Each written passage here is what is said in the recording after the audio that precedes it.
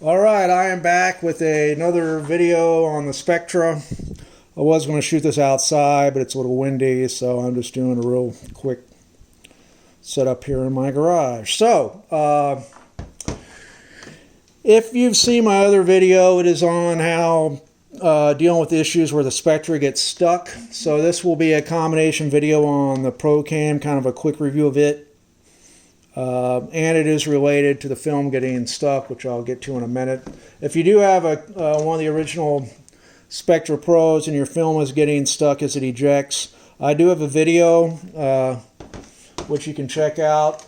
It shows you how to take off actually the Mylar strip. You'll see in that video, but for whatever reason it works. You of course have to do it in a dark room.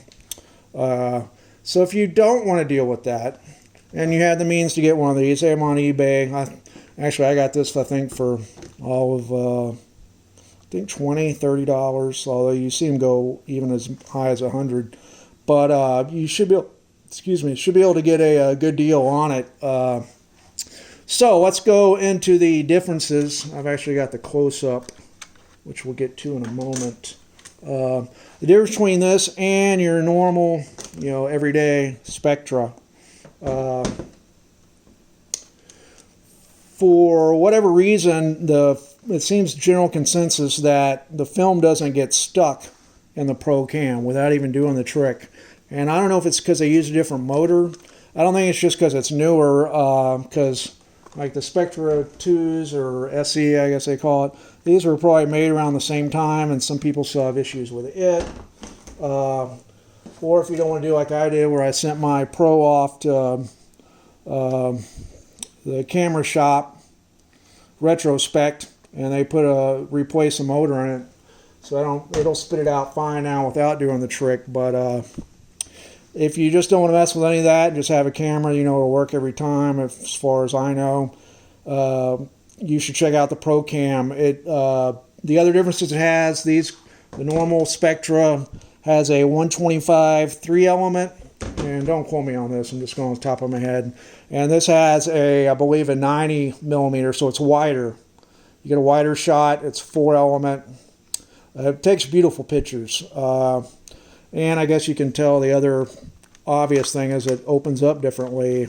It's got a little eyepiece that pops out when you can see it. When you close it, it goes away. So I don't know how the hell they did the mirrors in there to get it to work, but everything they designed is designing marvel. So it is wider.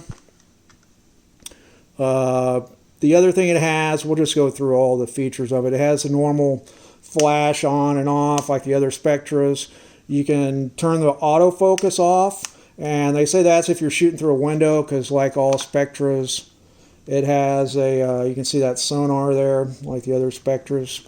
And if you're in front of a window, it'll think you're close.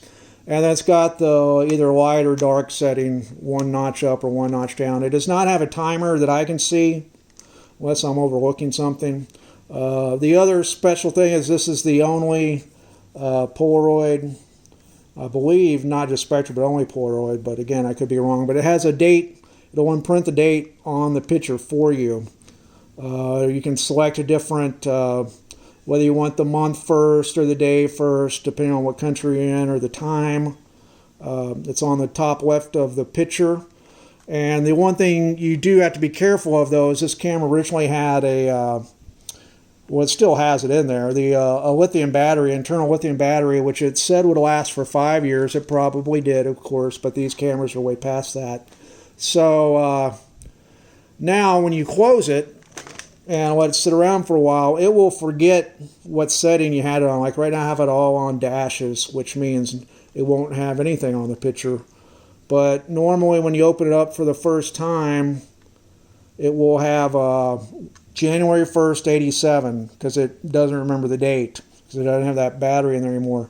And if you don't put this to all dashes when you open it up, it will have, there it is right now, the one January 1st, 87 will be in the top left corner of the picture, so I'm used now that I've had this a while. I generally, most of the time, remember to put it to dashes, but that's one thing you just have to remember each time. Oh, the other thing, if you're on, just a tip, if you're getting one of these on eBay, I don't want to open it up because I have film in this actually right now, but they all came, I believe they all came, with this cool close-up lens. And it's a lot of times the people sell them don't even know it has it. So if you see this pouch, it'll a lot of times be it'll be right here on the side. It's a little accessory pouch. I've written people before that are selling them and asked them if it had the close-up lens, and they're like, "Oh wow, I didn't even know that was in there." So I'll show you how it goes on. I can get it without snaps on the side fairly easily. There you go. So it's a cool little close-up lens. Of course, the other Spectras, if you didn't already know, you can get close-up lenses with those. I have a couple. I should have brought one out, but I did not. They have ones that snap on. One's got just a string to measure the distance. The other one, which I prefer, has a string, and it has two little lights that come together. And of course, then you can get all the things these fit into that the police used or they say for shooting jewelry. They make one for the Pro as well. I don't have either of those because I don't really have any use for them. But I do have the close-ups. The close-ups are, pretty handy actually. So yeah, that's about it. It is an awesome camera. Again, it's called the Polaroid ProCam. And again, if you're having issues with ejection and don't feel like buying one of these, check out my other video. And and as far as film, if you've been wondering why you haven't been able to find it, the last production date, I believe right now, was 9/18. My local source here got some in just last month. I bought like 10 boxes of this. So, and someone on the Possible Project Facebook page found some as well. They have come out publicly, and I've even written them. They've confirmed it that they put it on hold until they figure out a way to fix the ejection, which I believe is going to be them upping the voltage. A lot of people are saying the paper's thicker. I mean, you can tell what happens, not to get all into this, but when it goes to eject, the voltage will drop halfway through. As it's hitting the pods, that chemical is thicker. It'll drop to almost nothing. Like on the ProCam, before I had this fixed, everything would reset because it was like resetting a computer, So if you're having those issues, check out my other video. The trick seems to work really well. And until next time, I'll catch you later.